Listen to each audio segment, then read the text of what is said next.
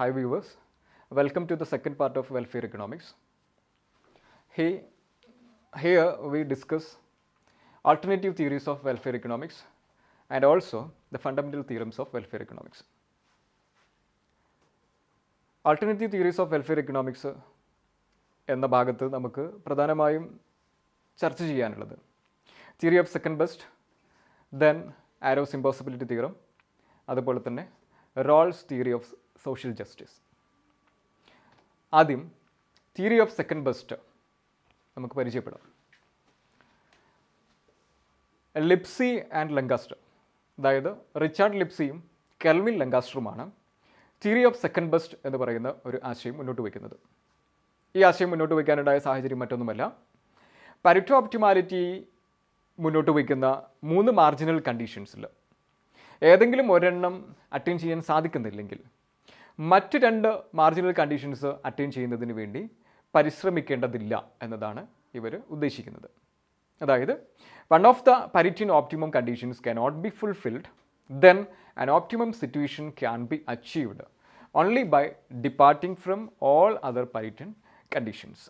അതായത് Pareto optimality മുന്നോട്ട് വയ്ക്കുന്ന 3 മാർജിനൽ കണ്ടീഷൻസിൽ ഏതെങ്കിലും ഒരെണ്ണം അറ്റൈൻ ചെയ്യാൻ സാധിക്കാത്ത അവസ്ഥയിൽ പിന്നീട് നമുക്ക് ഒരു സോഷ്യൽ വെൽഫെയർ സാധ്യമാകണമെന്നുണ്ടെങ്കിൽ തീർച്ചയായിട്ടും മറ്റ് 2 മാർജിനൽ കണ്ടീഷൻസും ഒഴിവാക്കേണ്ടതായിട്ടുണ്ട്. അപ്പോൾ ഇങ്ങനെ പാരറ്റോ ഒപ്റ്റിമാലിറ്റിയുടെ മാർജിനൽ കണ്ടീഷൻസ് എല്ലാം തന്നെ ഒഴിവാക്കിക്കൊണ്ട് നമുക്ക് നേടാൻ സാധിക്കുന്ന, നമ്മുടെ ലഭ്യമായ പരിതസ്ഥിതിയിൽ നിന്ന് നേടാൻ സാധിക്കുന്ന ഒരു നേട്ടത്തെയാണ് അല്ലെങ്കിൽ ഒരു മികച്ച അവസ്ഥയാണ് ഈ തിയറി ഓഫ് സെക്കൻഡ് ബെസ്റ്റ് കാണിക്കുന്നത്. ഇതിനെ തിയറി ഓഫ് സെക്കൻഡ് ബെസ്റ്റ് എന്ന് വിളിക്കാനുണ്ടായ കാരണം ഇവരുടെ പരിഗണനയിൽ പാരറ്റോ ഒപ്റ്റിമാലിറ്റി അറ്റൈൻ ചെയ്യുന്ന സാഹചര്യത്തെയാണ് ദ ഫസ്റ്റ് ബെസ്റ്റ് സിറ്റുവേഷൻ എന്ന് ഉദ്ദേശിക്കുന്നത്. ഇപ്പോൾ ഫസ്റ്റ് ബെസ്റ്റ് സിറ്റുവേഷൻ അറ്റൈൻ ചെയ്യാൻ സാധിക്കാത്ത അവസ്ഥയിൽ പിന്നീട് കിട്ടുന്ന ഒരു മികച്ച അവസ്ഥയെ സെക്കൻഡ് ബെസ്റ്റ് സിറ്റുവേഷൻ എന്നാണ് ഇവർ വിളിക്കുന്നത്. ദെൻ ഈ സെക്കൻഡ് ബെസ്റ്റ് സൊല്യൂഷൻ എങ്ങനെയാണ് അറ്റൈൻ ചെയ്യപ്പെടുന്നത് എന്നാണ് ഈ ചിത്രത്തിലൂടെ കാണിക്കുന്നത്. അതായത് നമുക്കറിയാം, ഈ സ്ട്രൈറ്റ് ലൈൻ PPF എന്നറിയപ്പെടുന്ന ഈ സ്ട്രൈറ്റ് ലൈൻ കാണിക്കുന്നത് പ്രൊഡക്ഷൻ പോസിബിലിറ്റി ഫ്രോണ്ടിയർ ആണ്. ഒരു രാജ്യത്തിനകത്ത് അല്ലെങ്കിൽ ഒരു സമൂഹത്തിൻ്റെ പ്രൊഡക്ഷൻ പോസിബിലിറ്റി ഫ്രോണ്ടിയർ ആണ് കാണിക്കുന്നത്. ഈ പ്രൊഡക്ഷൻ പോസിബിലിറ്റി ഫ്രോണ്ടിയറിനെ social welfare contour, social indifference curve ടാൻജൻസിയിലെത്തുന്ന അവസ്ഥയിലാണ് പാരറ്റോ ഒപ്റ്റിമാലിറ്റി അറ്റൈൻ ചെയ്യാൻ സാധിക്കുന്നത്. ഈ പാരറ്റോ ഒപ്റ്റിമാലിറ്റി അറ്റൈൻ ചെയ്യുന്നതിൽ നിന്ന് സമൂഹത്തെ തടസ്സപ്പെടുത്തുന്ന രൂപത്തിലാണ് അവരുടെ പ്രൊഡക്ഷൻ കൺസ്ട്രെയിൻഡ് നിൽക്കുന്നതെങ്കിൽ നമുക്ക് ഈ കൺസ്ട്രെയിൻഡ് ലൈനിൽ നിന്നുകൊണ്ട് എങ്ങനെ മറ്റൊരു മികച്ച അവസ്ഥയെ തിരഞ്ഞെടുക്കാം. അതായത് ഈ ന്യൂ CC, അതായത് കൺസ്ട്രെയിൻഡ് കർവാണ് ആ സമൂഹത്തിൻ്റെ പരിതസ്ഥിതികളിൽ നിന്ന് അല്ലെങ്കിൽ പരിമിതികളിൽക്കുള്ളിൽ നിന്നുകൊണ്ട് ആ സമൂഹത്തിന് എത്തിച്ചേരാൻ സാധിക്കുന്ന ഒരവസ്ഥയാണ് ഈ റെഡ് ലൈൻ കാണിക്കുന്നത്. അപ്പോൾ ഈ റെഡ് ലൈൻ പ്രകാരം നേരത്തെയുള്ള PPF എന്ന് പറയുന്ന പ്രൊഡക്ഷൻ പോസിബിലിറ്റി കർവ് നമുക്കറിയാം എപ്പോഴും പാരറ്റോ ഒപ്റ്റിമാലിറ്റിയെ സാറ്റിസ്ഫൈ ചെയ്യുന്ന ഒരു കർവാണ്. ഇപ്പോൾ പാരറ്റോ ഒപ്റ്റിമാലിറ്റി സാറ്റിസ്ഫൈ ചെയ്യുന്ന PPFനെ റെഡ് ലൈൻ ഇൻ്റർസെക്റ്റ് ചെയ്യുന്നത് Q എന്ന് പറയുന്ന പോയിന്റിലാണ്. വേണമെങ്കിൽ ഈ പറയുന്ന highest possible social welfare function attain ചെയ്തിട്ടില്ലെങ്കിലും ഈ അവസ്ഥയിൽ ഏതെങ്കിലും സോഷ്യൽ വെൽഫെയർ ഫംഗ്ഷൻ അറ്റൈൻ ചെയ്യുന്നുണ്ടോ എന്ന് പരിഗണിച്ച് സമൂഹത്തിന് അല്ലെങ്കിൽ ഈ സൊസൈറ്റിക്ക് ഇവിടെ നിൽക്കാവുന്നതാണ്. പക്ഷേ അതുകൊണ്ട് സോഷ്യൽ വെൽഫെയർ ഇമ്പ്രൂവ് ചെയ്യണമെന്നില്ല.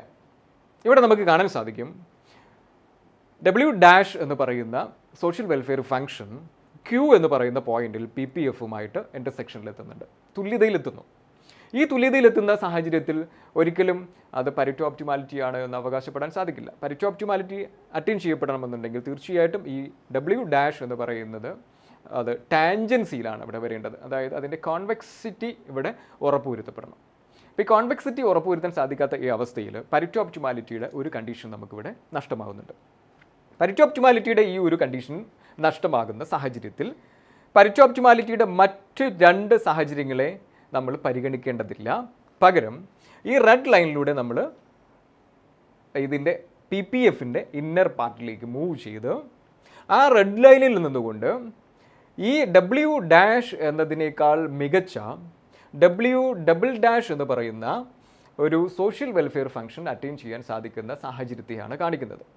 അപ്പോൾ ഇങ്ങനെ നമ്മൾ മൂവ് ചെയ്യുകയാണെങ്കിൽ പാരറ്റോ ഒപ്റ്റിമാലിറ്റിയുടെ എല്ലാ മാർജിനൽ സിറ്റുവേഷൻസിനെയും ഇവിടെ നമ്മൾ അവഗണിക്കുന്നു. ദെൻ അങ്ങനെ നമ്മൾ ഇന്നർ പാർട്ടിലേക്ക് മൂവ് ചെയ്തതിൻ്റെ ഭാഗമായിട്ട് കൂടുതൽ മികച്ച ഒരു സോഷ്യൽ വെൽഫെയർ ഫംഗ്ഷനിലേക്ക് എത്തിച്ചേരാൻ സാധിക്കുന്നു. ഇങ്ങനെ എത്തിച്ചേരുമ്പോൾ നമുക്ക് കിട്ടുന്ന ഈ R എന്ന് പറയുന്ന പോയിൻ്റാണ് ദ സെക്കൻഡ് ബെസ്റ്റ് സൊല്യൂഷനായിട്ട് ലിപ്സിയും ലങ്കാസ്റ്ററും മുന്നോട്ട് വയ്ക്കുന്നത്. നെക്സ്റ്റ് നമുക്ക് പോകാനുള്ളത് ആരോസ് ഇമ്പോസിബിലിറ്റി തിയറം. എന്താണ് ആരോസ് ഇമ്പോസിബിലിറ്റി തിയറം പറയുന്നത്? Arrow's impossibility theorem is a social choice paradox illustrating the impossibility of having an ideal voting structure. ഒരു ഐഡിയൽ വോട്ടിംഗ് സ്ട്രക്ചറിന് അത്യാവശ്യമായി പരിഗണിക്കപ്പെടേണ്ട പ്രിൻസിപ്പിൾസ് പരിഗണിച്ചാൽ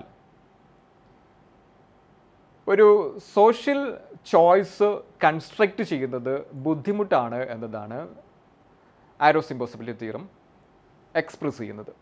according to Arrow, in all cases where preferences are ranked, preferences ക്രമപ്പെടുത്തുന്ന ഏതൊരു സാഹചര്യത്തിലും it is impossible to formulate a social ordering without violating one of the following conditions. അതായത് Pareto optimality ഉൾപ്പെടെയുള്ള ഒരു വോട്ടിംഗ് പ്രൊസീജിയറിൻ്റെ ബേസിക് പ്രിൻസിപ്പിൾസ് എല്ലാം അംഗീകരിച്ചുകൊണ്ട് ഒരു social ചോയ്സിനെ construct ചെയ്യുക എന്നത് പ്രയാസമുള്ള കാര്യമായിട്ടാണ് ആരോ ഇവിടെ അവതരിപ്പിക്കുന്നത്. എന്താണ് ഈ conditions? First one, non dictatorship. Second one, Pareto efficiency. Third one, independence of irrelevant alternatives. Then third one, unrestricted domain. Then last one, social ordering.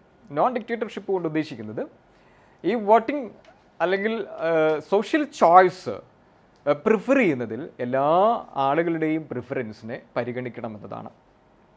അതുപോലെ തന്നെ പരിറ്റോ എഫിഷ്യൻസി, ഇവിടെ തീർച്ചയായിട്ടും റാഷണാലിറ്റി ഉണ്ടായിരിക്കണം, കൺസിസ്റ്റൻസി ഉണ്ടായിരിക്കണം. ഇതെല്ലാം ഉറപ്പുവരുത്തുന്ന രൂപത്തിലായിരിക്കണം ഈ സോഷ്യൽ പ്രിഫറൻസ് നടക്കേണ്ടത്. Then independence of irrelevant alternative എന്നതുകൊണ്ട് ഉദ്ദേശിക്കുന്നത് ഏതെങ്കിലും സോഷ്യലി പ്രിഫേർഡ് ആയിട്ടുള്ള ഒരു പോളിസി അല്ലെങ്കിൽ ഒരു സോഷ്യൽ പ്രിഫറൻസ് അതുമായി യാതൊരു ബന്ധവുമില്ലാത്ത ഒരു ഓൾട്ടർനേറ്റീവിനെ അല്ലെങ്കിൽ ഓൾട്ടർനേറ്റീവിനെ ഡിപ്പെൻഡ് ചെയ്യുന്ന വിധത്തിലായിരിക്കരുത് എന്നാണ് ഉദ്ദേശിക്കുന്നത്. അപ്പോൾ ഒരു ബന്ധവുമില്ലാത്തൊരു ഓൾട്ടർനേറ്റീവ് ഒരു സോഷ്യൽ പ്രിഫറൻസിനെ ഒരിക്കലും ഇൻഫ്ലുവൻസ് ചെയ്യാൻ പാടില്ല. ദെൻ അൺറെസ്ട്രിക്റ്റഡ് ഡൊമൈൻ എന്ന് പറയുന്നത് ഓരോ പേഴ്സണും അവരുദ്ദേശിക്കുന്ന അത്രയും പ്രിഫറൻസസ് നൽകാൻ സാധിക്കണം. ദെൻ സോഷ്യൽ ഓർഡറിംഗ് കൊണ്ട് ഉദ്ദേശിക്കുന്നത് വ്യക്തികളുടെ സ്വഭാവ രീതി അനുസരിച്ച് അവരുടെ പ്രിഫറൻസ് അവർക്ക് സൂചിപ്പിക്കാൻ സാധിക്കണം. അപ്പം ഇത്രയും സാഹചര്യങ്ങളെ, അതായത് non dictatorship, Pareto efficiency, independence of irrelevant alternatives, unrestricted domain, social ordering, ഇതെല്ലാം സാറ്റിസ്ഫൈ ചെയ്തുകൊണ്ട് ഒരു സോഷ്യൽ ചോയ്സ് കൺസ്ട്രക്റ്റ് ചെയ്യുക എന്നത് ഇമ്പോസിബിൾ ആണ് എന്നതാണ് ഇവിടെ അദ്ദേഹത്തിൻ്റെ ആരോസ് ഇമ്പോസിബിലിറ്റി തിയറത്തിലൂടെ വ്യക്തമാക്കുന്നത്. ഇതിന് പിൽക്കാലത്ത് അദ്ദേഹത്തിന് നോബൽ പ്രൈസ് ലഭ്യമായിട്ടുണ്ട്. ദെൻ ഇതിനൊരു സൊല്യൂഷനായിട്ട് ആരോസ് ഇമ്പോസിബിലിറ്റി തിയറം സജസ്റ്റ് ചെയ്യുന്നത് മെജോറിറ്റി വോട്ടിംഗ് എന്ന് പറയുന്ന ഒരു രീതിയാണ്. അതിലൂടെയാണ് ഒരു സോഷ്യൽ ചോയ്സ് കൺസ്ട്രക്റ്റ് ചെയ്യാൻ സാധിക്കുക എന്നതാണ് ആരോസ് ഇമ്പോസിബിലിറ്റി തിയറം മുന്നോട്ട് വയ്ക്കുന്നത്. ദെൻ അടുത്ത theory, Rawls theory of justice. Rawls theory of justice എന്നത് ഉദ്ദേശിക്കുന്നത് ഒരു ഡെമോക്രാറ്റിക് സൊസൈറ്റിയിൽ ഒരു ട്രൂത്ത്ഫുൾ ട്രസ്റ്റ് വർത്തി അഡ്മിനിസ്ട്രേറ്റേഴ്സ് നിലവിലുള്ള ഒരു രാജ്യത്ത് എത്രത്തോളം സാമൂഹ്യക്ഷേമം കൈവരിക്കാൻ സാധിക്കും എന്നുള്ളതാണ്. അപ്പോൾ സാമൂഹ്യക്ഷേമം കൈവരിക്കുന്നതിൻ്റെ ഭാഗമായിട്ട് അത്തരം ഡെമോക്രാറ്റിക് സംവിധാനത്തിൽ ഒരു ഡിസ്ട്രിബ്യൂഷൻ ഒരു കാര്യക്ഷമമായ വിധത്തിൽ നടപ്പിലാകുന്നുണ്ടെങ്കിൽ തീർച്ചയായിട്ടും അതുവഴി സാമൂഹ്യക്ഷേമം ഉറപ്പുവരുത്താമെന്നതാണ് റോൾസ് സോഷ്യൽ ജസ്റ്റിസ് എന്നതിലൂടെ അദ്ദേഹം അവതരിപ്പിക്കുന്നത്. അദ്ദേഹം പറയുന്നു ജസ്റ്റിസ് എന്നത് ഫെയർനെസ് എന്ന രൂപത്തിലാണ് അദ്ദേഹം അവതരിപ്പിക്കുന്നത്. ജസ്റ്റിസ് എന്ന് പറഞ്ഞാൽ നമുക്കറിയാം, ജസ്റ്റിസിൻ്റെ പ്രധാനപ്പെട്ട വശം, ജസ്റ്റിസ് എപ്പോഴും ചില റൂൾസുമായി ബന്ധപ്പെട്ടാണ് അതിൻ്റെ ഒരു ആശയം മുന്നോട്ട് വയ്ക്കുന്നത്. അതേസമയം ഫെയർനെസ് എന്ന് പറയുന്നത് ഒരു പ്രത്യേക റൂൾസുമായി ബന്ധപ്പെട്ടല്ല നിൽക്കുന്നത്, വ്യക്തികളുടെ ഒരു എത്തിക്കൽ വാല്യൂ ജഡ്ജ്മെൻറ്റിൻ്റെ അടിസ്ഥാനത്തിലാണ് ഫെയർനെസ്സിനെ വിലയിരുത്തപ്പെടുന്നത്. അപ്പോൾ ഫെയർനെസ് കൊണ്ട് അദ്ദേഹം ഉദ്ദേശിക്കുന്നത് fair distribution of income and wealth among the society എന്നതാണ്. അദ്ദേഹം പറയുന്നു equality in basic rights, opportunity and promoting the interest of the least advantaged members of the society will improve social welfare in a nation.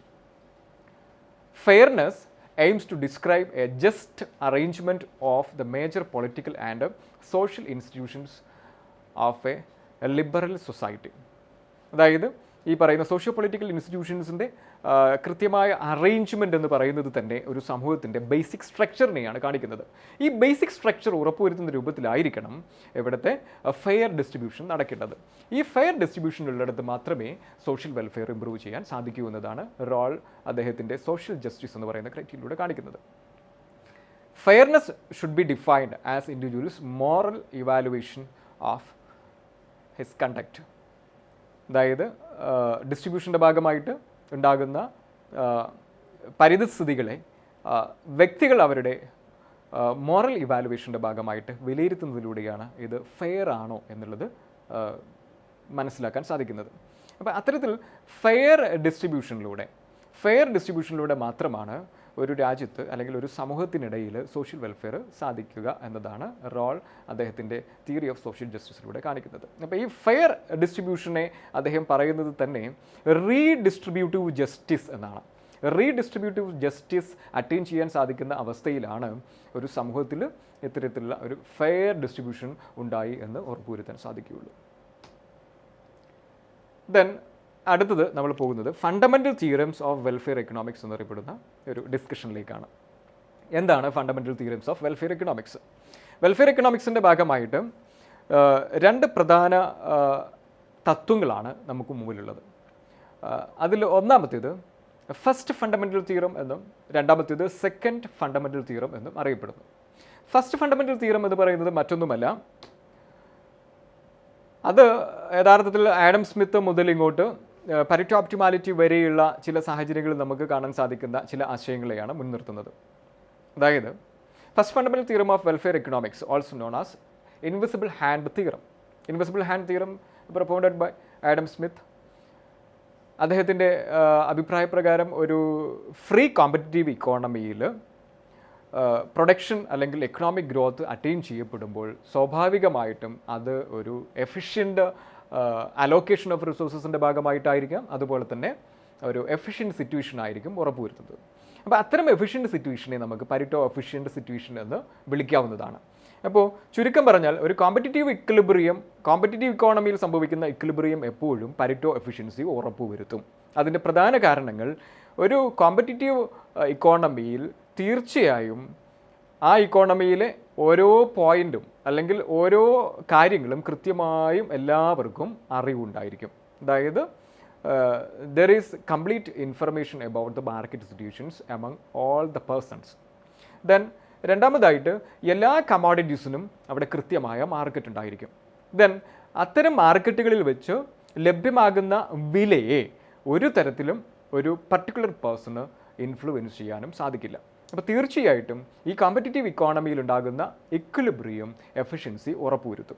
അത്തരം efficiency ഉറപ്പുവരുത്തപ്പെടുകയാണെന്നുണ്ടെങ്കിൽ തീർച്ചയായിട്ടും അവിടെ ഒരു ഡിസ്ട്രിബ്യൂഷൻ്റെ ഒരു പ്രശ്നം ഉദിക്കുന്നില്ല എന്നതാണ് ഇവിടുത്തെ പ്രത്യേകത. അപ്പോൾ ഡിസ്ട്രിബ്യൂഷൻ്റെ അഭാവത്തിൽ തന്നെ പരറ്റോ എഫിഷ്യൻ്റ് ആയിട്ടുള്ള ഒരു സിറ്റുവേഷൻ കൈവരിക്കാൻ സാധിക്കുമെങ്കിൽ അത് സോഷ്യൽ വെൽഫെയർ ഉറപ്പുവരുത്തുന്നു എന്നുള്ളതാണ് ഫസ്റ്റ് ഫണ്ടമെൻ്റൽ തിയറം മുന്നോട്ട് വയ്ക്കുന്നത്.